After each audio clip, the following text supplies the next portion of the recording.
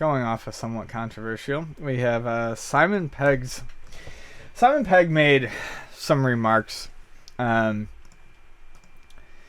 pertaining to how us as adults and the modern representation of geek culture is kind of sort of reverting us to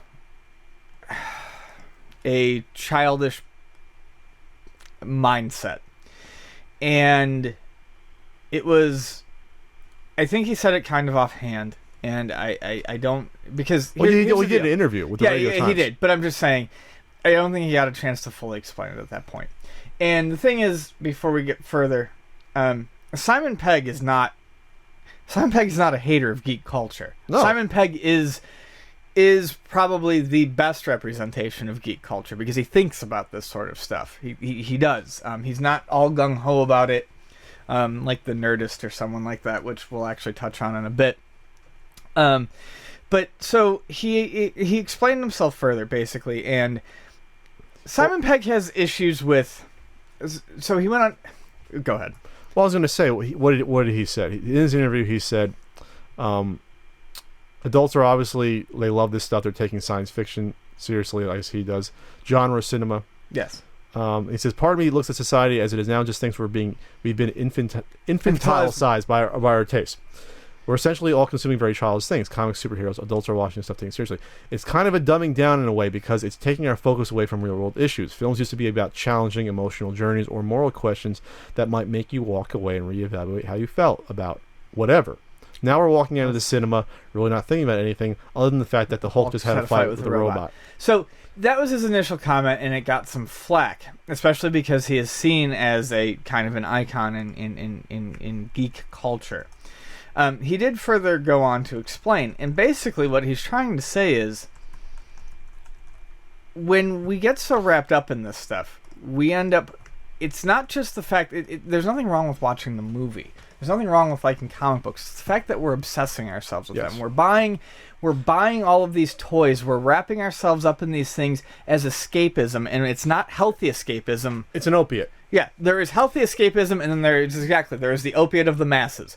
And he is starting to fear that this geek culture that is being pushed by so many people into the mainstream is more of the opiate and less of the escapism. Because we just keep wrapping ourselves up in these collectible things, these toys, these comics, these figurines, and we don't think about any of the fucking shit that's going on outside. But he's also talking about the actual content. Yeah, what is the content? At the end of the day, most superhero stuff, it's total escapism. And yes, while you can have superhero stories that say intelligent things, the good chunk maybe aren't getting that out of it, or maybe that's not the objective. It's not the objective of people selling you superhero movies to teach you something or have you reevaluate something. It's just to get your money and to have you escape. Right. I'm not saying you can't go see a movie like Captain America, Winter Soldier, which has an excellent story about government surveillance behind it, things of that nature. Yes, it does, and some people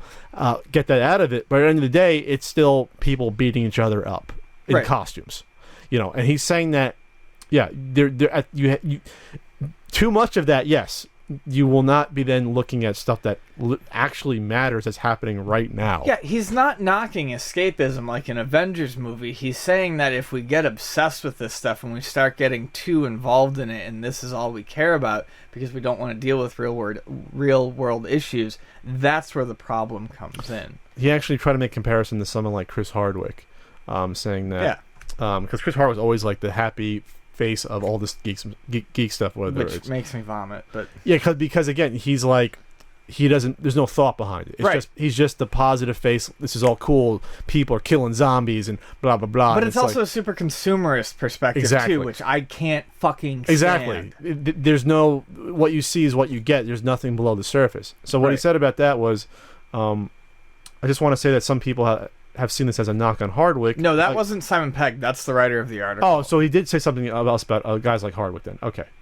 That's the writer of the article. He said, this is why I can never be Chris Hardwick, an endless booster of all these things. Okay. That's not Pegg, though. That's the writer of the article. Okay.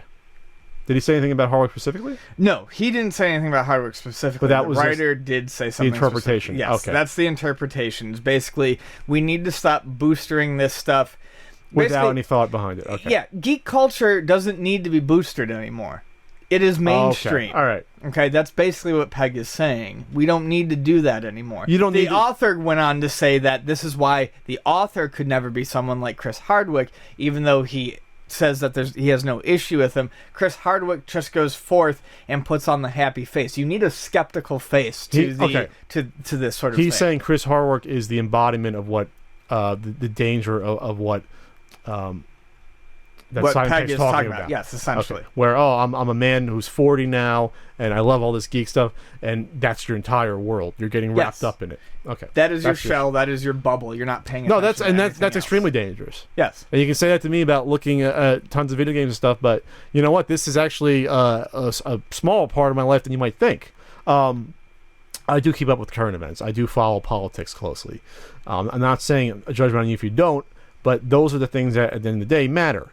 Those are things that will affect your life. There's a difference between escapism and which when you say escapism, the connotation of escapism is that you're escaping from something for an amount of time, but you're coming back to it. Right. Which you're is not like just what we living talked about last week with video games and escapism when you talked about Christine and I talked about, relatives dying and things like that. Escapism is a vacation. It's not a permanent residence. Yes. It's not even your summer house. No. It's literally your trip to the movies for 2 hours. You come back and deal with shit. Yeah. It's just it's that one drink to get you through something, but it's not drinking. But it's not drinking. Like the podcast. But it's not drinking every day necessarily. Right. That's the difference. So no, Pegg's right, and people went after him, but I think Pegg nailed it. I think he nailed it 100%. I think so too. And you got to be well rounded in some aspect. Not saying you can't like geek things, but that cannot dominate your entire life and cut you off to everything happening around you. And people who think Pegg is a traitor, it's like, look at Pegg's pedigree. Look at what he's done. Look at what he's doing. Look at what he's writing. He's writing the next fucking Star Trek movie. He's not betraying you. He's telling you that you need these things in measured doses. He might be telling you to grow up, and people don't like to be told to grow up sometimes. No. And you can grow up without growing old. It's cliche, but it's true. Growing up does not mean that you have to leave this stuff behind. No, it doesn't, but it just means maybe you should look at it slightly differently, as it's not, maybe it shouldn't be a lifestyle. Sure. Maybe it's not the healthiest thing necessarily, as I look at 750 games.